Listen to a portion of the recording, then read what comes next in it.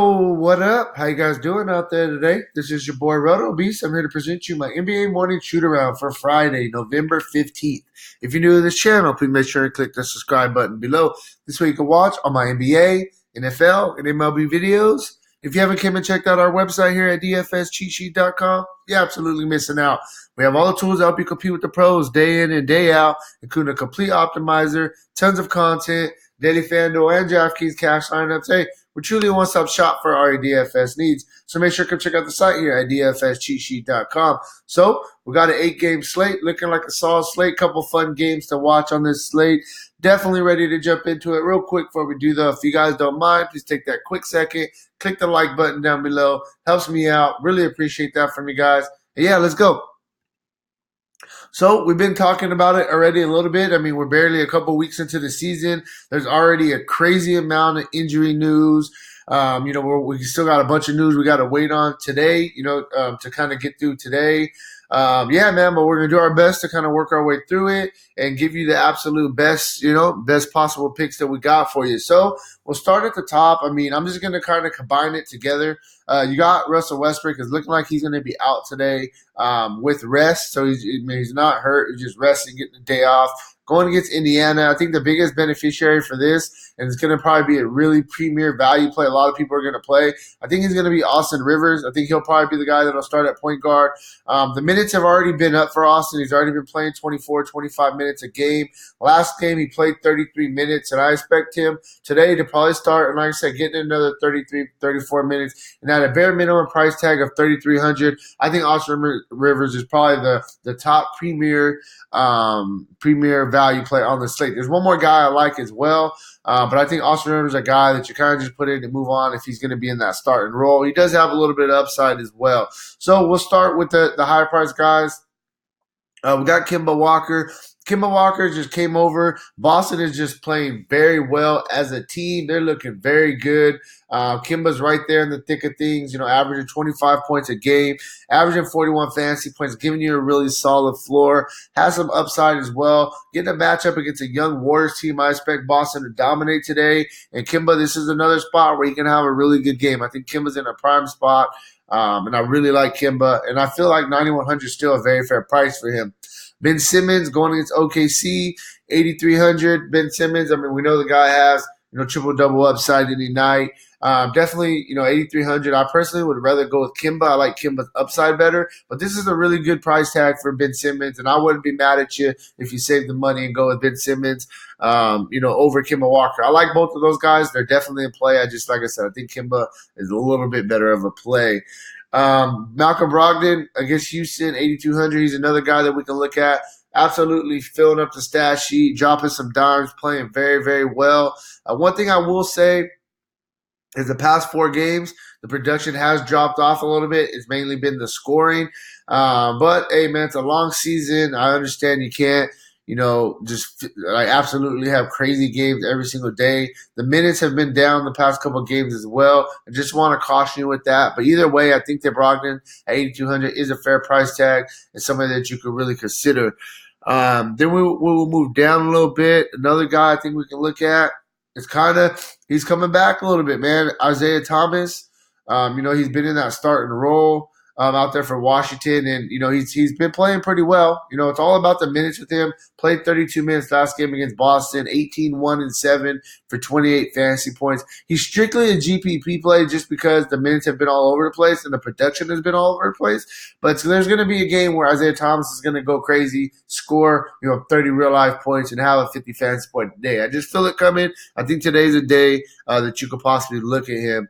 The only other guy I'll throw out there for you, I think that you can definitely, we know that the De'Aaron Fox is out. The price tag has came up, but I still think it's a fair price tag. Corey Joseph at 4,900. He just had a bad shooting night against Portland, but the minutes were there. Everything else was there outside of the scoring. You need 25 for value. I think that he's a really good play in the mid-tier if you want to kind of pay up elsewhere. Corey Joseph definitely still on the table, even with a little bit of an elevated price tag. James Harden, 12.5, tough price tag, but with no Westbrook, I think this is the day where, I mean, you could pay it for Harden even on a big price tag and feel very comfortable with it. Harden's just been absolutely killing this season. The dude's averaging 38 real life points. I mean, look at what this dude's doing. He's been at least 60 points in 5 straight, 67 in 4 of those 5. No Westbrook today. The ball's going to be in his hand like crazy. I think that Harden is a really good play. If you could fit him in there, you can put him in there, feel comfortable, move on. I like him a lot. Bradley Beal against Minnesota, 9,300. Definitely Bradley Beal's been up and down, but he has shown us some upside with a couple 60 fantasy point games already. 9.3 price tag. You need about 46, 47 for value. I definitely think he could get there. GPP play. Wish he was a little bit cheaper, but I do like him today. D'Angelo Russell going against Boston. If the Warriors got any chance, any game, they're basically going to need D'Angelo Russell to have monster games. He showed us an 82 fantasy point game against OKC. I'm not saying he's going to do that. I'm just showing you the upside that he does have. He's got you at least 36 fantasy points in 3 straight. Like I said, they need him. He's been playing pretty good. D'Angelo Russell, best player on the Warriors. If the game's going to be competitive, it's going to be because of him. Definitely think you could really consider him. After that, we will go down a little bit. A couple guys I'll quickly throw out there. GPP plays, but I think that you can look at a Gilgeous Alexander. You can look at a Devontae Graham. Both of them playing very, very well. You can look at Bojan Bogdanovic. Past couple of games at Fox out, balling out. 3 straight games of 20-plus fantasy points. Showed us the massive upside against Portland a couple of games ago in only 31 minutes. Bojan's a guy I definitely think that you can look at as well. And that's really where I'm at. I think, you can throw Buddy Hield out there with them. I mean, there's not really too many mid-tier plays, or I would say a little bit lower-tier plays that I really liking at the shooting guard spot. Moving on, just a small forward. LeBron either way, like him even more if Anthony Davis does end up sitting. I think that he is a good play today.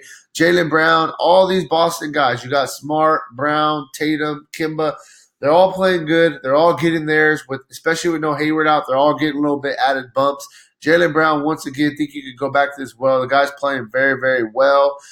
Tobias Harris, I think Tobias Harris is another guy we can look at, once again, giving us a really solid floor. He does a little bit of everything. That's what we like. He plays his minutes.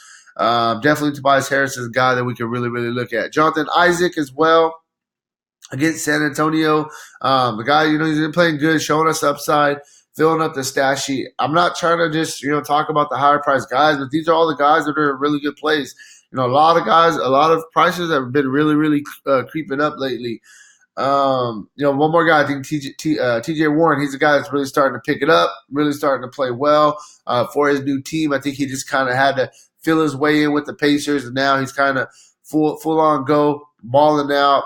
If I want to go into the mid-lower tier, I think one guy we can look at as a GPP play is Joe Ingles at 4,300. Just too cheap of a price tag. He's still playing about 27, 28 minutes a game.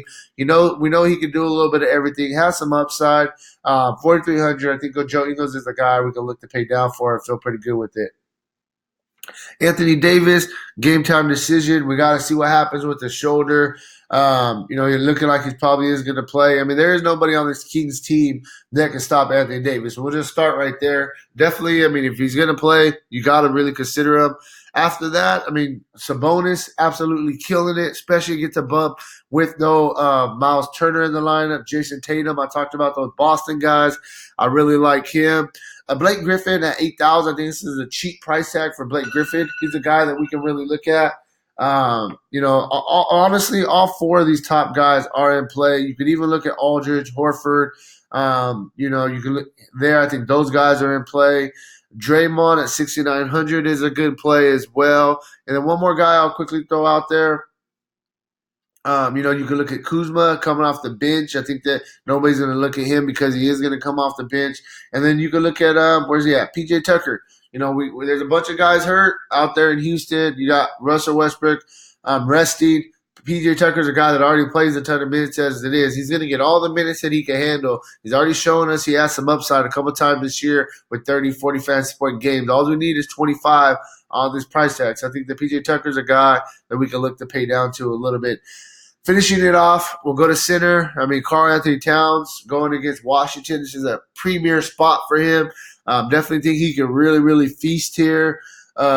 Andre Drummond going against Charlotte, really good play. Vucevic is starting to pick it up. He's a guy that we can look at. Thomas Bryant's in play. And then one more value guy. Here we go. We talked about Houston and what they got going on. So Tyson Chandler looking like he's going to start. Last game, he played 16 minutes, got you 22 fantasy points. If he's going to play around 25 minutes, oh, you got to really like him at a 3,800 price tag. So I think he's a really good value play as well. So one thing I do want to say is I know I talked about a little bit more higher price guys, mid-tier guys. I understand. But with a guy like Austin Rivers at a bare minimum price tag, let me see. Let's work this out real quick. Austin Rivers at a bare minimum price tag if he starts, okay, and Tyson Chandler at almost bare minimum price tag if he starts. Just those two value plays alone, this gives you 7,500 the rest of your positions. So yes, I was talking about a little bit more higher price guys, but with the fact that there's two premier value plays on the board, I think you can pay up at a bunch of spots and feel really good about it. I think today's a day that you could definitely have some really fire lineups for sure. So that's really where I'm at, with today's slate. If you want a more in-depth analysis, make sure to check out the site, dfscheatsheet.com. And hey, good luck on your guys' contests, all right? Peace out.